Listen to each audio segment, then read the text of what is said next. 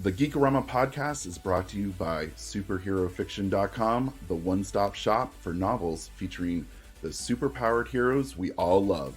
Your hosts are Trish Heinrich, author of the Vigilante Superhero Universe. And I'm Jeremy Flagg, author of the Children of Notre Dame universe. I kind of like having that at the beginning now. I do too. It's kind of like okay, I'm getting ready for it. I'm feeling official. Yeah. Though it's weird when I hear me announce myself, because I'm like, yeah. I feel like I should speak up, but for those paying attention, we actually are trying an entirely new system for recording the podcast. The old system was giving us lag issues, and if you looked closely, my lips never synced up to my mouth, what I was saying. So, yay, we have lip sync again. Woohoo! And if you listen to the podcast and had any sound problems, if like Jeremy was quieter than me, this is going to solve that as well. So we're very happy. Yeah, this makes everything better. So as always, we're always trying to do a little better, make it better than the last episode. But still keep 100% of the ramblings. Because it's what you tune in for. Yeah. So so we have some big things happening right now. Very exciting. If you are listening during this week, which is the week of the 11th, there is a 99-cent book sale happening on superherofiction.com. So there are 15 books currently priced at 99 cents. So definitely go check them out. We want money. So, load up your Kindle with all these amazing reads and put food on the table. They are really amazing. Yeah. Actually, and the variety of stories are really quite impressive. There's some that are very clear superhero cape on the cover, and it's beautiful. And then I think one of my all-time favorite ones is the menopausal superheroine series. Because I was like, okay, I'm really curious to see what she does with this. I've never seen that before. And it's great in the fact that you have young adult superhero, you have very traditional superhero, you have secret agent superhero, you have cyborg superheroes, you have magical superheroes. It's literally no matter what your flavor is, it's currently in the sale. So bravo to us and a good cross section. We take all the credit. We do. We did it all. No, I'm just kidding. And then you want to tell them about next week? I do. So with everything going on with the pandemic, a lot of conventions have gone virtual. And a few weeks ago, Remy and I participated in QuaranCon. We put that up as our podcast episode, and I very much encourage you to go find that and listen to it. It was a lot of fun. But it inspired us to make our own superhero mini convention. And so next week, starting Monday the 18th and going all week long, once a day, we are going to have a panel. And you can find out the schedule and what the panel is going to be and the panelists up on superherofiction.com. And there is, in the menu section, there is something that says convention. You click on that, you can go to the page. But we've got superhero romance, we've got anti-heroes, we've got supers on screen. It's going to be a lot of fun. And it's 6 p.m. Eastern Standard Time. So tune in live, tune in for the replay. It's going to be a lot of fun. And there are 20 authors involved. Yeah, there is, yeah. Which is pretty impressive. We had enough people put in to be on the panels that we actually aren't on any panels. We aren't. We were fully prepared to have to step in, but instead Remy and I are moderating, and then we have a special guest star moderator, Jeffrey Haskell, who's the author of the Full Metal Superhero series and the Wraith series, is moderating one of the panels. So it's going to be a lot of fun. I'm looking forward to it. We know some of the people fairly well, and then some of them are, other than professional, we're in the same profession. I don't know who they are. So it's going to be kind of fun to learn them very quick. Yeah. Being thrown into the fire. But go to superherofiction.com to check out the sale and to also check out the convention. You don't want to miss out on this. Both of them are lots of fun, lots of entertainment. And the best part is the fun don't stop there. Trish and I spend far too much time. Oh my God, we spent a lot of time plotting today. We did. I've come to the conclusion that we're actually just secret villains, and we just spend all our time in, the Fortress of Solitude, like coming up with machinations. But we are the heroes of our own story, and so that would make some sense, I suppose, because we ultimately do want world domination of the superhero genre. I really am okay knowing that I am someone's arch nemesis. Actually, funny, quick side story. I know where you're going. Trish was supposed to be my arch nemesis. We first met online. I was doing a big promo, much like this 99-cent sale, and she wanted to do one at the same time, and I was like, bitch. And I thought we were gonna be like, I even remember making a comment to someone saying I found my arch nemesis, and that's like 3 years ago, and now look, wow, that really failed. I wore you down. It's what I do. So yeah, everyone needs an arch nemesis. So I'm on the hunt. So patience. Hey, if you want to volunteer to be Remy's arch nemesis, email us. No pay and really little work. Just me complaining. The benefits are endless. Yeah, amusement for hours. So what have you been up to? Well, besides helping, working with you on the convention and the panels and all of that, I am almost done with this draft of Fire and Ice. I had this flurry of plot snarl unraveling. I don't know, like, if you ever have this where you're going along in a draft, you're like, this isn't feeling right, and I can't figure out why, and there's these little things that don't make any sense, but I'm just going to keep going.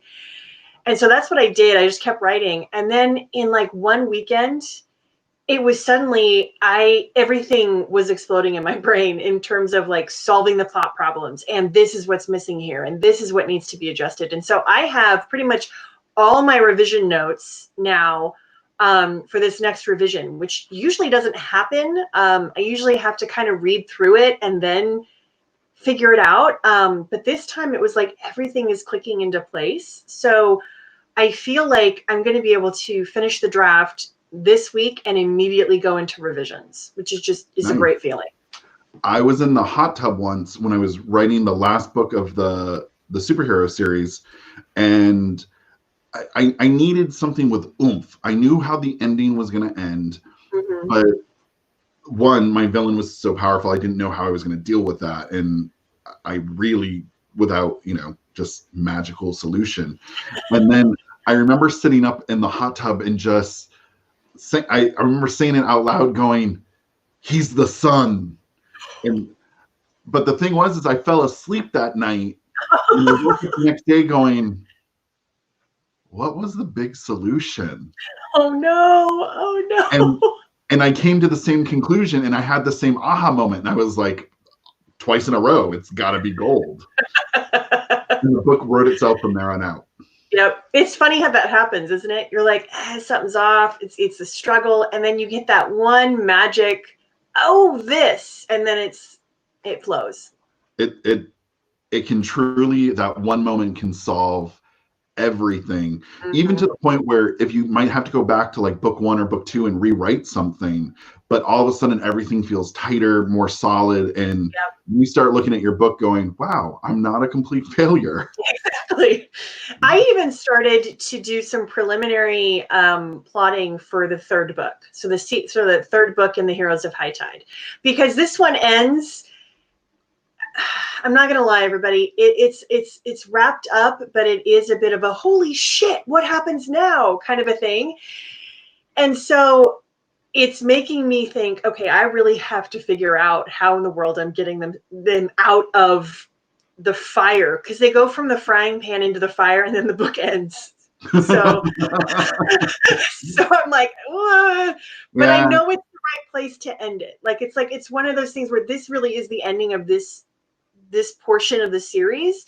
So I started some preliminary plotting of a third book, and like, okay, this is how I can, keep it going, kind of a thing. So, and people might not know this, but we met in Chicago at a conference, and while we were there, we came up with the idea of relaunching our book series. Yeah. So we relaunched at basically the same time, with some slight adjustments for each of us, but we finished it, and then we started writing the second series at roughly the same time. That's true. And it's weird because though we're doing the same thing now, you already have book 1 out, but you haven't started book 3. I don't have book 1 out, but I'm almost done with book 3. And so the same concept, but like the path is diverged, and it's kind of cool in the fact it just shows you the many paths to the destination. Yeah. I like it. Yeah, I guess that's my news too. I'm almost done with book 3. Woohoo! Yeah. There's going to be a lot of rewriting, so this will take a little time. But yeah. Oh yeah. Like it's a hot mess. I mean, seriously, like it's a big hot mess. There are no descriptions of places. I just have in parentheses, they go to the precinct. And then that's it. They go to the gym. Yeah, exactly. I will describe the gym later. Yeah. And it takes place during World War II. How would you know that? Because there's a footnote that says, make sure to include World War II stuff. Yeah. So. Exactly. Yep. This is why no one ever sees these drafts. Okay. So, pop history. Let's do it. Pop culture history. So, in 1959, in May, Supergirl, Kara Zor-El, flew onto the scene, created by Otto Binder and Al Plastino. Did they have anything to do with Superman at the time, or were they kind of their own? I do not know that. I feel like I should, but I don't. I'm just curious if they worked on Superman and then decided to come up with their own basic project to work from it, or if it was more Superman's really popular, so let's make another version of Superman and give her own identity. So I'm kind of curious. She was kind of a I don't want to say an adjunct. She wasn't really a sidekick, but she was kind of a sidekick of Superman. Yeah, she had a period as a sidekick, right? Yeah. And there was the Bat family. So I think they wanted to make like the Superman family. So there was like Kara, there was Superboy, there was Crypto. Those came later than her, but not by much, if I remember correctly. Which is funny because I like her so much more. Oh, so much more. Mostly because when she became Power Girl. Wait, she became Power Girl? I might be wrong on this. Power Girl is a separate character. Keep going. I'm going to look this up now. Okay. On the fly research. In 1980, Empire Strikes Back is released. Several fun facts. This begins. Oh no, that's not. Never mind. We are just falling down all over the place today. So yeah, in 1980, Empire Strikes Back is released. The movie was not a hit with fans, much like another movie who was a second in a Star Wars trilogy. Fans hated this movie. They hated Han and Leia together. They hated Darth Vader being Luke's dad, and they especially hated the ending. Which, I gotta be honest, like, don't get me wrong, like, I'm not a huge Star Wars fan to begin with, but I felt like it gave me more of what I did like in the first one.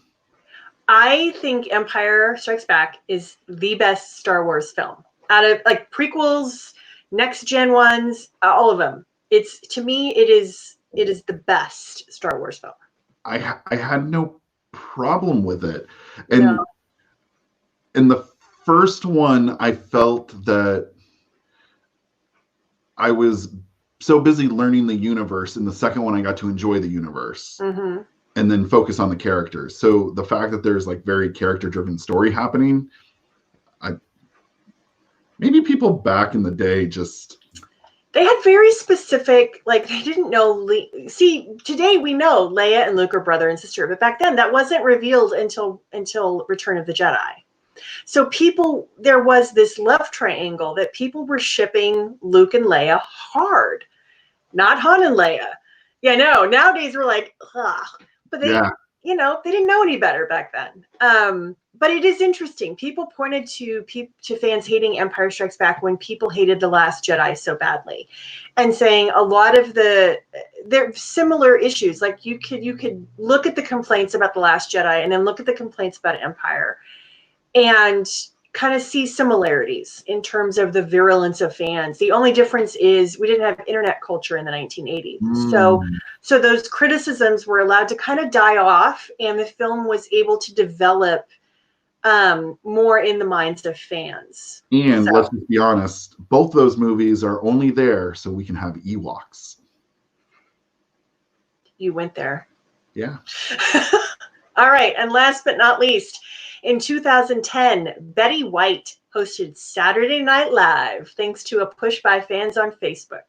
She won an Emmy for her appearance and further cemented herself as one of the queens of comedy.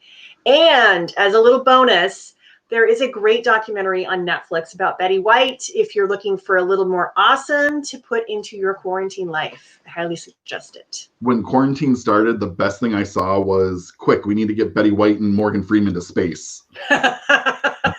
Yeah. And wrap RPG and bubble wrap. It's just so funny, the people who reach this weird iconic status simply because of their age. Like, don't get me wrong, like the gay world loves some Betty White before anyone else loved Betty White. But now it's almost like the rest of the world understands why we loved her so much back then. Like, y'all late to the party. I grew up with Betty White because I used to watch the Golden Girls. So I have loved her pretty much my whole life. Do you remember the show that came after? Was it Hot in... Nope. No? There was a sequel to Golden Girls. No way. Was there? Golden Palace. No way. Yep. It's bad. Don't get me wrong. It's bad. Okay. And I think it's only one season, and one of them isn't there. Okay. But yeah, we suffered through it because Betty White.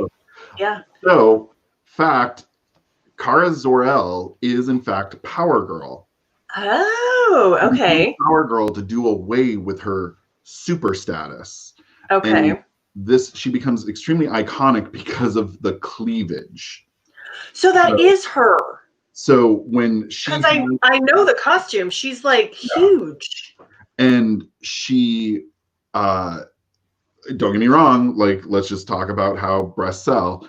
And she became largely popular because of that. Well, then she reverts back to Supergirl, and people were mad because the sex symbol went away. And if you actually look, one of the things that gets done is her breasts become extremely reduced because as Power Girl, the power must be in her nipples. Because... No, they're huge. Yeah, no, you would... Don't even get me started on superheroines and their boobs and their costumes. I could have a whole... It was because of the haircut. Really? She went from having the long flowing... it was the short... The short bob. Well, it was like the Dorothy Hamilton haircut, basically. Yeah. So basically, she, for lack of a better term, she became much more masculine. Well, she was really muscular as Power Girl.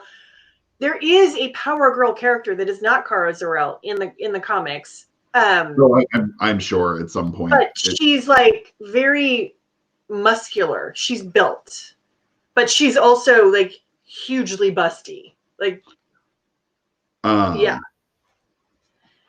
Anyway, I'm getting the Wikipedia. So, yeah. Okay, so Geek Out. Geek Outs. You go first. I was just talking. Mine's not going to be all that interesting. Sorry, guys. I actually don't have a lot of time to consume any sort of media. And the one that I really want to talk to you about, I'm going to have to wait till next week because new issues of the comic just came out, and I want to talk about it in its issue 1. It's 6 new comics. Issue 1s came out. And I am loving some of it and hating some of it all at the same time. So, I'm curious. Yeah, we'll wait till next week. Okay. So all I have been watching is the new season of The Walking Dead. And everyone knows my love of zombies and horrible, bad pandemic situations. And one of the big beefs that people had about the show was that for a while, the show stopped being about characters and started being about these very large overarching plots. And this season I thought was going to be even worse because now there are essentially 3 cities that the people have rebuilt. And we have not just our main characters, but all these other, B characters. But some of the B characters from previous seasons have been stepping up and becoming fully realized characters. And the episode I watched yesterday involves a Samoan. He's a very large dude, and they're trapped underground, and there's some zombies coming, and they find a way out, and so they have to crawl through a mine shaft to get out. And all the other people are crawling along, and they're like skinny, starved people, and he's a big 6'4" dude. And as it's happening, I realized like my skin is crawling. Oh, jeez. Zombies have already made things tense, but realizing that this dude at any moment could be stuck and die there, like it was so like they managed to do something that I don't think they've done since episode 1, which is take a big story and put all the fear of it into one little moment. It wasn't brutal, it wasn't scary, but oh my god. And then zombies show up, and I'm like, you've taxed my adrenaline already. Like I have nothing more to give you. Yeah. So if you were a fan of The Walking Dead, I don't think you really need to watch a lot of the in-between seasons. If you watched last season, this season I think is even better, and the villains are much better realized. They're creepy. There's even a creepy zombie sex thing. Ew. Yeah. Ew. It was. Ew. They answered some questions that we didn't know we needed answered. So, like zombie babies? No, that was actually in Return of the Living Dead, Romero's second film. There was a zombie baby. No, this was well, there was also one in Pride and Prejudice and Zombies as well. Oh yeah. This was someone wearing zombie skin as a costume having sex. It was warped. I looked away. Wow. I don't ever look away. So for me to have that much reaction in one episode, just go watch it. Just you can either love me or hate me. Okay. So with that being said, what have you been geeking out about? Well, I'm not really sure how to follow up zombie fetish porn. That's exactly what I thought too. I was like, someone out there, this is what they've been waiting for. And if you are that person, don't tell us. We don't need to know. So mine is a lot less salacious. Sorry, this is going to be a downer. I just finished a book called The Lady from the Black Lagoon. It is a memoir of Millicent Patrick. It is written by Mallory O'Meara. And it is about the artist, Millicent Patrick, who designed, among other things, the creature from the Black Lagoon. She worked... Yeah, she was the only woman that worked in the makeup department at Universal. And at the time, so this is the 1950s, Universal Pictures has really cemented itself as the name in sci-fi and horror films. They've done Frankenstein, Dracula, The Invisible Man, The Bride of Frankenstein, and they're branching out into some science fiction films. And so Millicent Patrick comes on after having worked at Disney and being one of the first female animators at Disney. If you've seen Fantasia, in fact, the Chernobog scene at the end, the big winged demon, she drew it. She was in charge of that. Huh. So, yeah, she was hired by Universal in the makeup department. And at the time, they did not have a different department for special effects makeup or anything like that. They didn't distinguish it as a separate art form within the makeup department. So it was one big department. And it was ran at Universal by a man named Bud Westmore, who, if you know anything about horror, trivia or anything like that, Bud Westmore is widely credited sole creation of the creature. But the fact of the matter was, Bud was a glamour makeup guy. He knew absolutely nothing. Horror design, nothing. But he was also a fucking tyrant. Excuse my French. He was incredibly insecure. He got his job at Universal based on his name alone, because the Westmore family was the name in makeup in the movies in the 1930s, 40s, and 50s. In fact, Bud Westmore's father basically created the industry. Huh. So they hired Bud because of his name, not because of his talent. He could do glamour makeup very well. He was very good at taking what an actress had and like really glamming it up and really figuring out how to make a person look even more stunning and more beautiful and the right, shades to put on somebody and that sort of thing. So he had some skill, but he was so insecure that if anybody in his department showed the slightest bit of talent, he would make their lives miserable and force them to quit. So Millicent was the only woman, and he didn't think she was any kind of a threat, especially because she just did design work. So she would design makeups for pirate movies and, this and that. And it was, at the time, you would sketch it and you'd hand it to the artist. So the artist would then take the sketches and they would do the makeup based on that. So when Universal really was trying to get into science fiction movies, though, they needed to create these aliens. So they went to Bud and they said, we need your artists to help us design this. Do you have anybody that's good at design work? And Millicent was one of the people that he recommended. And so she actually designed creatures for science fiction movies like This Island Earth. That alien in that, which is it was This Island Earth, if you've seen Mystery Science Theater 3000, the movie, that was the movie. Oh. She helped design that alien. Huh. And so she also did a couple of other science fiction alien type things. In fact, unused sketches of one of her alien designs. People look at it and see there's parts of it that you can look at and see a direct correlation to the very iconic alien from Alien. So anyway, they wanted to do Creature from the Black Lagoon, but they didn't have any idea what the creature should look like. There were lots of different ideas. And so Millicent ended up doing the design for the creature. And when they were trying to figure out how to advertise the movie, they came up with the beauty that created the beast. And Bud lost his shit. So instead, she had to say in every interview that she didn't create it, she didn't design it, that it was Bud and his department.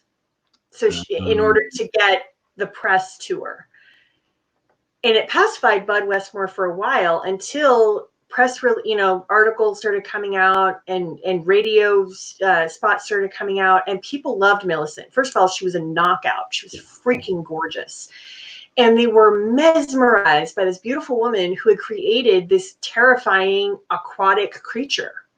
And so even though she was saying word for word the pre-approved script that Bud Westmore created it, newspapers, they went on their own. Like they took the facts and they kind of made it their own kind of a thing. And so by the time she got back to Universal, Bud had caused such a stink and such a fuss that he forced Millicent out.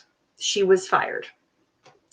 She never worked in the movies industry as a makeup designer again, because all of Bud's brothers worked for the other major studios and they wouldn't go against family, so they wouldn't hire her. Her legacy was pretty much buried by Bud, who till the end of his life said that he was the one that designed it. So this biography is about Millicent Patrick and her life, and this author actually works in film as a producer. She's a huge horror movie fan. And so the book is also about her and her experiences with misogyny in Hollywood as a female producer, and what Millicent has meant to her as a woman in Hollywood, and what the journey that she went on personally as she uncovered the mystery of Millicent's life. And I was crying at the end of this book. The thought that this woman, her legacy, like she died not knowing the ripple effect of what she had done. But once the internet culture was really starting to come into play, you had all these monster movie nerds who like would dig through, you know, all this obscure trivia. And suddenly Millicent was starting to become a name again. People were starting to talk about what she did. And so now, like many years after her death, there's these women that work in horror and that work in the makeup departments that say, I felt like I could do this because Millicent Patrick existed. And Guillermo del Toro, who directed The Shape of Water, he said that that movie is a direct inspiration from The Creature from the Black Lagoon, that he wanted the creature and cat to get together.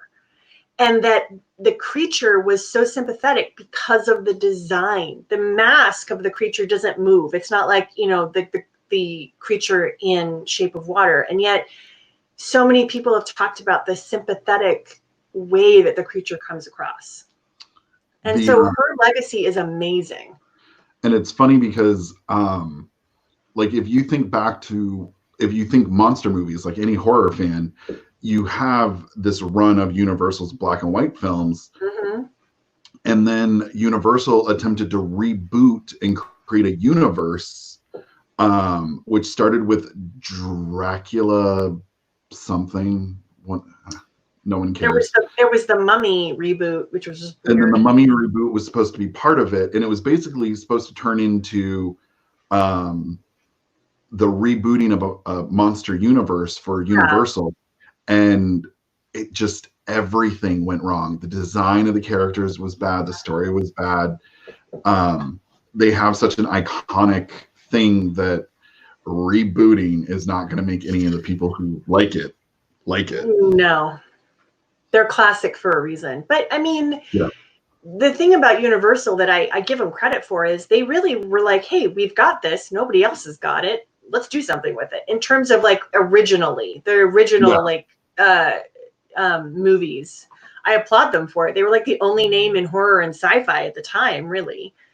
But yeah, it's just the thought, this woman, I mean, she died never realizing the ripples that her art made. And then I also think, God, what could she have done? You know, she was still alive when Jim Henson's Creature Studio first came into existence. Like, if Millicent Patrick had been allowed to ride the fame, because she came back from the press tour to Universal famous. People wanted to see other movies she had worked on. So Universal ended up almost like they would release movies. They thought, well, if we tell people Millicent created this, then it'll be a big hit. But then Bud Westmore came in and was like, no. So, I mean, what could she have done if she had been allowed to stay? You know what I mean? Like, it just boggles my mind. Anyway. I refer to them as douche bros. He was a total douche bro.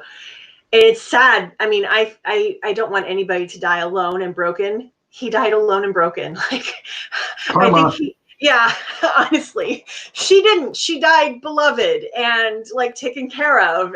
And so it was like, well, dude, you shoved everybody away because you were a paranoid asshole. I'm sorry, but that's what hoarding your money will do to you. Exactly. Anyway, that's my geek out, and I have a link in the show notes. Everybody should read this book. So this week for Deep Dive, it's kind of funny because this was way back when we decided to first start this. We actually filmed our pilot, I guess, around this topic, and of course, we watched it and we were like, oh, we need to improve on some things. And so this topic actually got buried, and now it's 3 months later, I don't even know how long now. Quarantine days, it's like day 1,500. Yeah, it's. I just have Carrie Bradshaw's inner monologue every time I sit down at the computer. Was the quarantine getting to him, or was he getting to the quarantine? Every time. Every time. So one of the things, if you ask any superhero author, what is a superhero novel, you're going to get a lot of different answers. And so we have been discussing, just kind of as a genre, how to classify, because if you go to Amazon right now, the reason superherofiction.com exists is because if you go to the Amazon category, it's urban fantasy, or it's erotica, or it's anything that's not superhero. And we finally got so fed up, we went and made our own aggregate system. And so, sorry, Bezos, screw you. Exactly. You're still making money off us, so how much can I really say that? But yeah, we decided to create our own classification system. And then, of course, the conversation came up, how do we make decisions on what is and is not a superhero novel? Because we get requests all the time for urban fantasy people who want to join the website. And after a while, we had to come up with a system. So we came up with a system. So do you want me to go through it, or do you want to go through it? Yeah, no, you go through it. You go through it. Okay. So originally, this was referred to as the Avengers test, and I am officially bogarting that. And it is now going to be referred to as the Heinrich Flag test for superhero novels. So make sure you spell our names correctly when you cite us, just saying. Yep. And what this test is we decided to go with a superhero team in comic books that has undergone massive changes over the years, has a wide variety of characters, has all walks of life, all ethnicity. Like, we wanted something that was a true cross-section. X-Men doesn't work because most X-Men are mutants born with their powers, so that's very limiting. And then Guardians of the Galaxy, some of them might be mutants, but a lot of them are alien races, so that didn't quite work. Yeah. So we decided to use the Avengers because it's literally any Marvel superhero has been an Avenger at some point. I'm pretty sure Wolverine has been an Avenger 3 times over on the same team. Probably. Still to this day in X-Men comics, Beast will say, I'm an honorary member. Like, dude, that was 40 years ago. You need to move on. Let it go. Let it go, Beast. And then, pretty much everyone has been, at some point in time, part of the Avengers. So what we did was we decided to pull some popular characters who could be miscategorized as superheroes, and we're going to put them to the test. The test is at least 2 Avengers from any given roster must be able to exist in this character's universe. Without changes. Without changes. So for my book, could, from the original Avengers lineup, which was, make sure I get them all in here, Thor, Iron Man, Wasp, Ant-Man, and Hulk. In my superhero universe, could Thor exist? No. Could Iron Man? Yes. Could Wasp? A little bit of a stretch, but maybe. Ant-Man, stretch, but maybe. Hulk, yes. So I have at least 2 that will exist in my universe. My book passes. And this should work for any of the Avengers. It shouldn't just be one. So this is the initial lineup. Would my book stand up against the 2000 lineup or the Defenders lineup or the West Coast Avengers? My book works with all of them. All right. So, Trish, who would fall into your universe? Tony Stark definitely would be in mine. Yeah, I can see that. Yeah. Powers.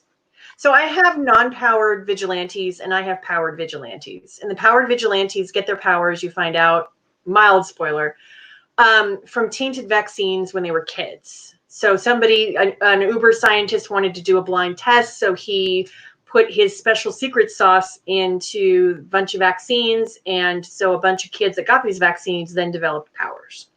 So it's science. So Hulk could work. Yeah, Hulk could totally work.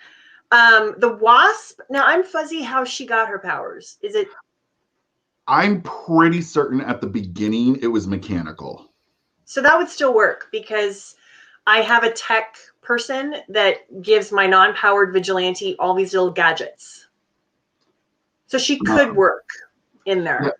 Yeah, it would be a stretch for mine, but I could see technology because I have a lot of cybernetic enhancements and nanites, and I didn't go in that direction, but I guess I could have. Thor is just the one that magic doesn't exist in my world. Yeah, magic doesn't exist in mine either. I'm trying to think, like Kamala Khan is, she's kind of a mutant. Okay. Well, so she would fit in mine. That's the weird thing because my book is very mutant based. Like it straight up, if you're a fan of X-Men, that's where my books kind of originate from. But in the original Avengers roster, there are no mutants. There aren't, no. So they were really separate. It was harder for me to pass this test than to pass any other test because in every other test, there's science experiments gone wrong and mutants. So this one for me is the hard one for me to pass, but Hulk could definitely exist. Yeah. Science experiments gone wrong are a thing. Yeah, that's definitely a thing in my world. Gadgets, really intelligent people making stuff. So Tony Stark would definitely fit in my world. I'm looking for another weird team. Okay, so later on we have the Heroes Return lineup, which is Captain America, Thor, Iron Man, Scarlet Witch, Vision, Hawkeye, Justice, Firestar, Warbird, Giant Man, Wasp, Triathlon. I don't know who that is. Apparently, I don't remember. And Silverclaw. So Captain America would fit, Iron Man would fit, Scarlet Witch would fit, Vision would fit quite well. Hawkeye, Justice, Firestar, Warbird, based on her powers at this point, would be a little dodgy, but and then Silverclaw. So Captain America would fit in mine. Tony Stark again. Now, which Scarlet Witch is this? Is this the original iteration? The mutant, non-magical, tempting fate person. So Scarlet Witch would fit in mine. Firestorm, is this kind of like the Flash Firestorm? Firestar is exactly Firestorm for all intents and purposes. So that's a botched experiment. So that would fit in my world too. I can see that. I think she was on the Spider-Man and Friends show with Iceman. Oh geez. So yeah, I've actually got 4 from that team that would fit into mine. So what we're gonna do is we're gonna look at some other potential people who could walk that line. And one of the first things that we often hear about is, well, there's magic in the superhero universe. Truth. Yes. But not everyone has it. And it's the exception, not the rule. And a lot of the times magic, even Thor, for instance, while he is a god, they are magic and science are indiscernible at a certain point. And that's what they always fell back on at the beginning because they introduced a random god. So yeah, it was very random. So let's look at an easy one, Harry Potter. Let's do it. Okay, so if we look at the original Avengers, this story needs to get written. Could Harry have sidekicks from Thor, Iron Man, Wasp, Ant-Man, and the Hulk? I could see Thor. It'd be a stretch, but I think Thor would fit. I think I could work with that. I don't see anybody else. So you could say Hulk is a monster, but you're trying to change his origin story. So as a botched science experiment, none of that happens. You can't change anything from either the Avengers or the book you're trying to figure out if it's superhero. And Hulk wouldn't fit. There's science in there has to be science in Harry Potter, but it's never talked about. It's more about the magical world. And while you could make Hulk using magic, you've altered the origin story. Yeah. Okay, so let's go check the I don't think any of these would actually work. Okay, so the Heroes Return roster. It is Captain America, Thor, Iron Man, Scarlet Witch, Vision, Hawkeye, Justice, Firestar, Warbird, Giant Man, Wasp, Triathlon, and Silverclaw. I don't know why I keep saying Triathlon. No one knows who Triathlon is. No one knows. You can leave that one out. There any magic-based ones in there? Thor, again. Okay, I missed Thor. And Scarlet Witch is a mutant. Witch wouldn't count in this one. Yeah, I mean, they changed her power, the source of her powers because of the movies. Let's all be honest. She was originally a mutant. There's the only thing supernatural about her was her name. And super spoiler alert for all the comics. In X-Men versus Avengers, you find out that Scarlet Witch is possessed by a cosmic entity that is the opposite of the Phoenix Force, which is the Scarlet Witch has always been the yin to the Phoenix's yang. Oh my God, I kind of love that. It was so eloquently put that when it was revealed, you were like, yes. So, but again, that's not a supernatural magic based anything. Nope. And mutants don't exist as superpowered beings in Harry Potter. So Harry Potter, you're not a superhero. Nope. Sorry, buddy. Okay, so let's go with a not magic base and let's use Katniss from the Hunger Games. Let's do it. So I actually think she might be closer to a superhero than some of the others. I think she definitely fits the vigilante mantle. Absolutely. And I mean, she does essentially become a vigilante in a way. Yeah, a reluctant one, but I mean, there's a lot of reluctant heroes in superhero stories. So, but can more Avengers exist in her universe?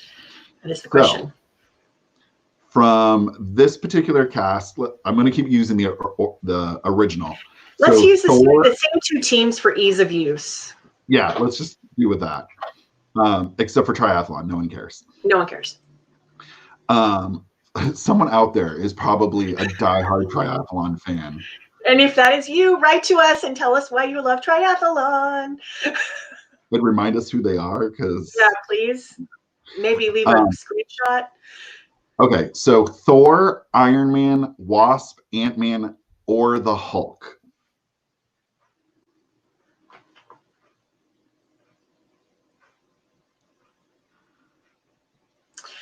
There are weird science experiments in the Hunger Games. The mutts. So Hulk might be able to exist. That would be... That's a stretch. But it doesn't change anything about his origin, and it doesn't change anything about her world. Yeah, I feel okay. I could give a Hulk in there based on the mutts. So, but he's the only one that I can see.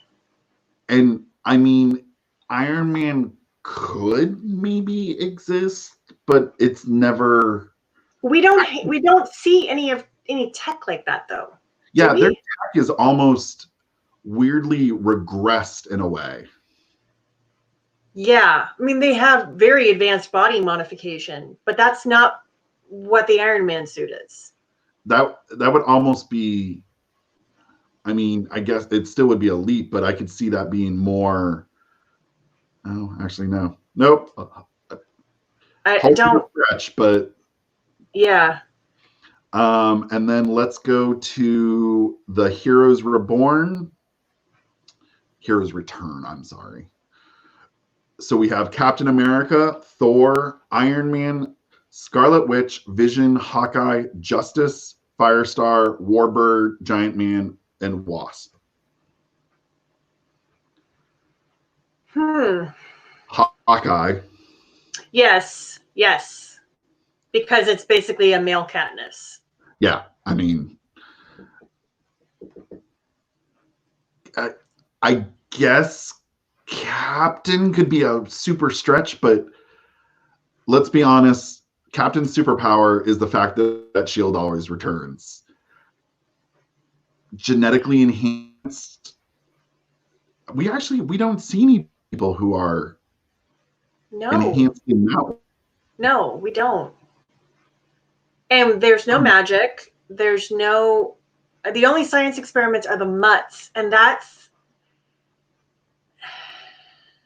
I don't see any of the other science-based powers really. I mean. Yeah, Captain, I think would be a stretch. It might exist. It was just never in the novel. Yeah, but we're changing the. Hawkeye's the only one, and if we were to stretch and include Captain, because there might be, we're actually kind of changing the world. Yeah, so we're trying to put our own rules. Yeah.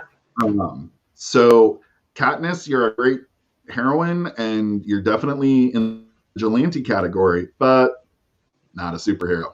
Not a superhero. Okay. This one's for you. It's Evie Tanaka from The Heroine Complex by Sarah Kuhn. All right. So Eve Tanaka, this is her world. For those of you that don't know, it's San Francisco. There's a bunch of demon portals that opened up when she was a teenager and gave people really weird and random powers. Like one person is able to hear radio frequencies, but only from like airplanes, like weird stuff like that. So very weak. Like that. Yeah, but it's very weak powers, except for Eve Tanaka. Eve Tanaka can actually create fire, and she cannot control it when she gets emotional. So she cuts herself off emotionally. So in the book, Eve and her best friend, Aveda, they basically become superheroes in the book. They become vigilantes, and they fight because demon portals keep popping open, and rogue demons keep coming out. So then these weirdly powered people need to go and defeat them. And there's like rules and boundaries, like you can't go into another super's territory without clearing it first. And I mean, they literally call them superheroes in the book, but there are magical elements because there are demons, and there's like demonic languages, and demons can possess things like lacy underwear and cupcakes. It's fucking fantastic. I just remember the cupcakes. Everyone references the cupcakes in the stories. It's so good. Okay, so I actually think we might fall into some weird gray area with this one. We might. Okay, so if we look at the original Avengers, we have Thor, Iron Man, Wasp, Ant-Man, and Hulk. Who could exist?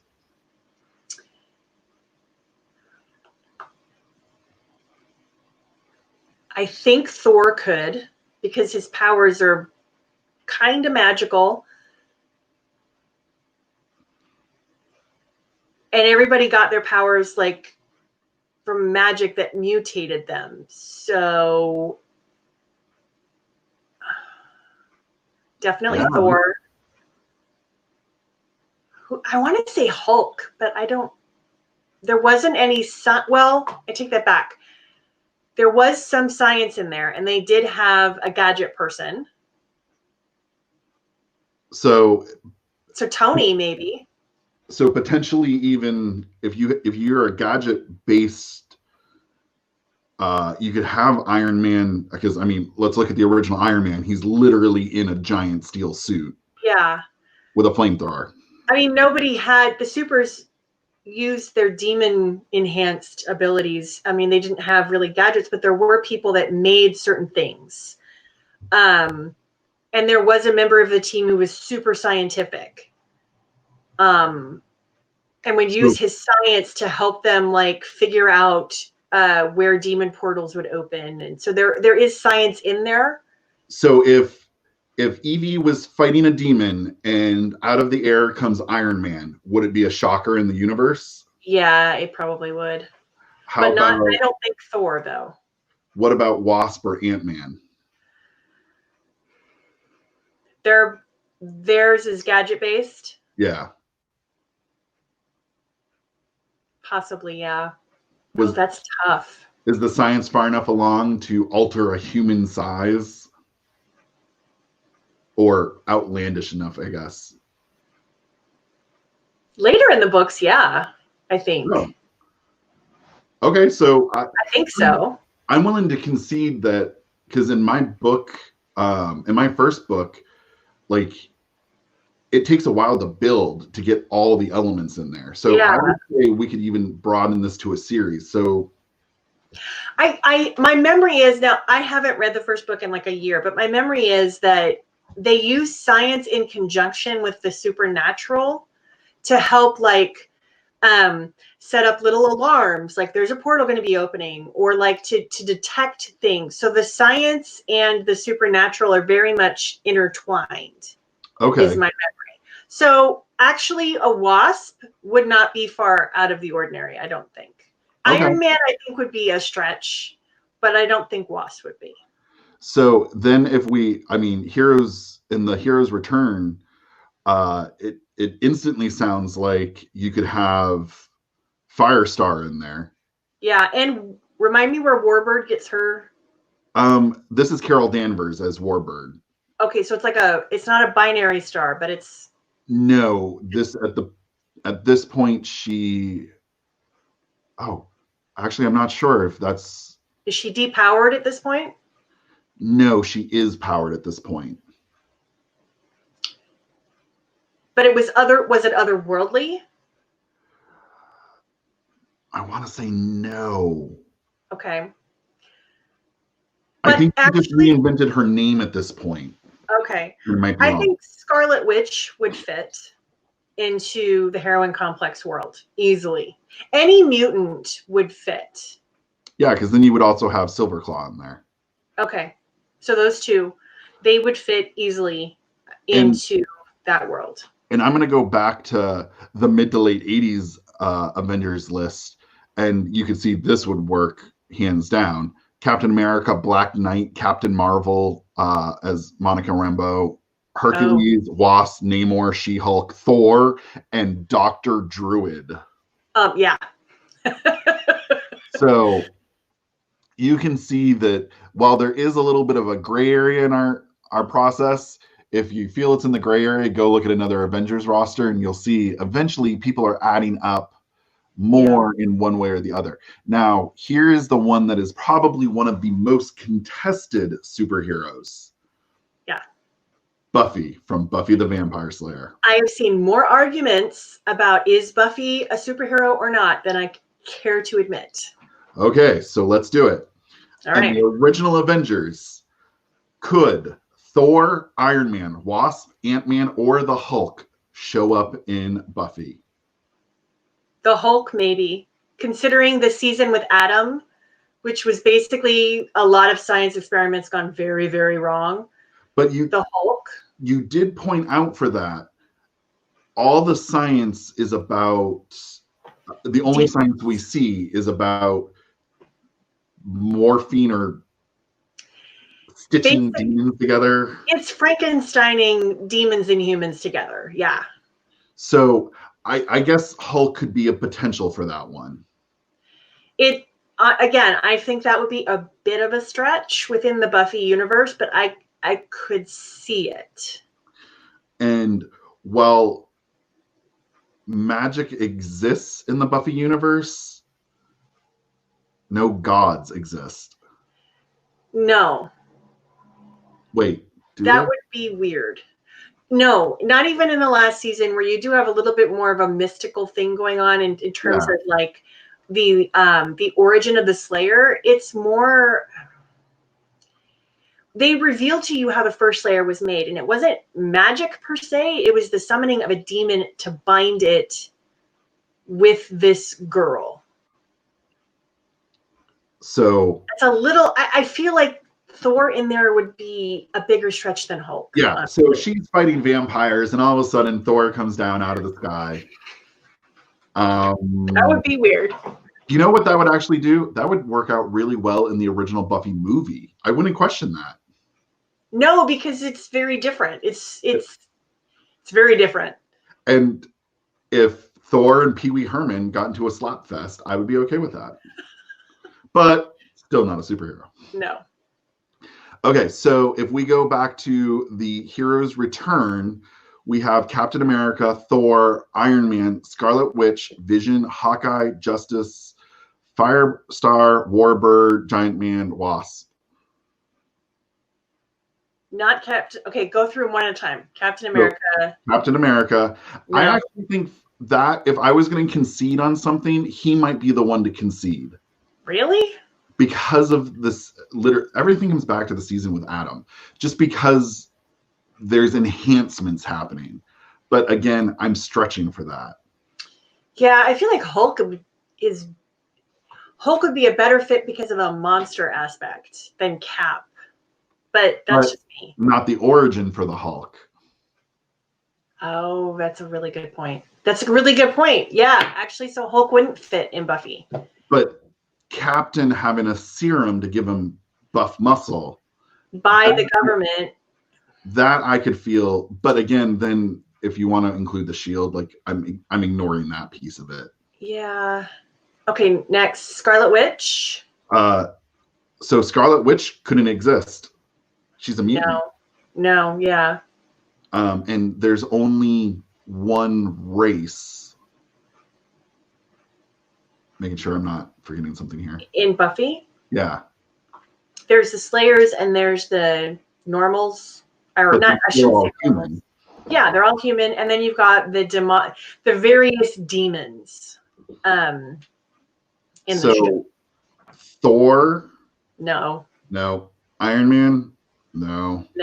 Scarlet Witch, later on when she becomes a witch or whatever happens to her, I guess, but in this iteration, no. Vision, was there ever a killer robot? I feel like that should have been a plot. No. There were robots that somebody made to look like living girls, but no. Oh yeah, there was the Buffy bot. I forgot about that. Buffy bot, yeah. Oh man, how did I forget that? So I guess Vision could almost work. Yes. Like, it depends on if you think that the Mind Stone is mystical versus science fiction, then perhaps. I might be willing to concede this one. Like it's a weird situation. Yeah. But if the magic amulet from Buffy somehow wound up on the Buffy bot, it could have brought her to real life. We could have a Vision. Okay. Yeah, Vision. Hawkeye.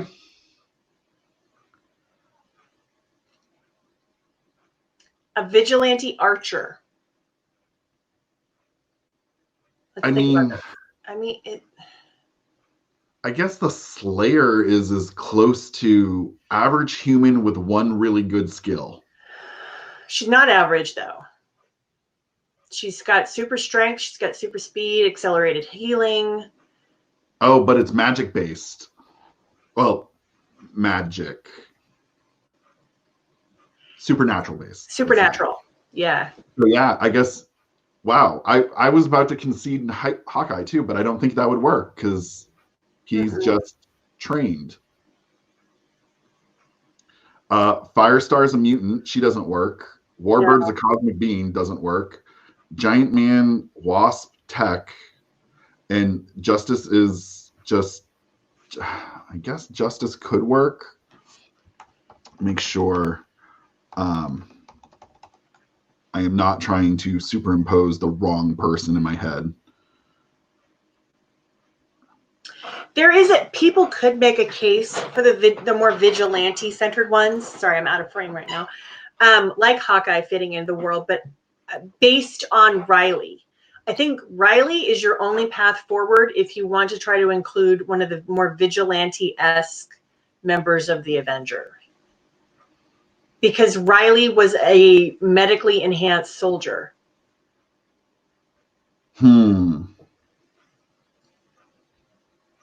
So I guess that actually leads us back around to Captain America. Yeah, I guess he would be the closest thing. More than Hawkeye, Cap. Yeah. So. Did we already concede Cap, though? Did I already give you that one? Yeah. All we have on this list is Captain again. Okay. And I think Riley is a better path forward to justify Cap than Adam. Yeah, I'll agree with you on that. And then Justice. Oh, no, we had Vision. We had Vision. Oh, so I have done mental gymnastics to get people Vision in this rating system, in this Avengers test. I can believe that a sex bot with a magical amulet could be a sentient, hyper intelligent. No, you know what? Buffy bot was literally just Buffy. Vision is way too easy for that. Buffy without any kind of moral code, unfortunately. Sorry, guys. I tried to give you Buffy as a superhero, but I can't. Vision is far too advanced for any of the technology that we see in Buffy. So you get Captain. You get Captain, yeah. So again, hero, not a superhero. Nope. So I tried to give you Buffy, guys. I tried to. You can blame Trish for the reason that Buffy is not a superhero. No, you cannot dump that on me. I will get so much hate mail. Of all the things we would get mail for, it would be that. It would be that. Because I am actually still trying to figure it out in my head. It feels like one of those super great ones. You could, But the whole point of doing this Avengers test is to kind of dissolve some of the gray area and give us one, flexibility, but at the same time, that means every girl with emerging psychic talent who is fighting a demon in every urban fantasy novel ever written would be a superhero. And that's not the case. That's not the case. And readers know this. And I'm not knocking urban fantasy. I love urban fantasy. It's actually my top read genre. Yeah. But Anita Blake from Laurel K. Hamilton is a vampire slayer who can raise the dead. She's an awesome heroine, and she's super powerful, and she has some super like powers, but she's not by definition a superhero as the genre kind of works with. So there we have it. Yeah, that's what we got. So I'm kind of curious to hear. I guess the question of the week would be, can you think of anyone who falls into a gray area? And let's see if we can test them one way or the other. Okay. Yeah. Give us somebody you want us to run through the Heinrich flag test. And don't give us Dresden. Please don't. Notice that we skipped that one. Yeah, on purpose. We skipped it on purpose, folks.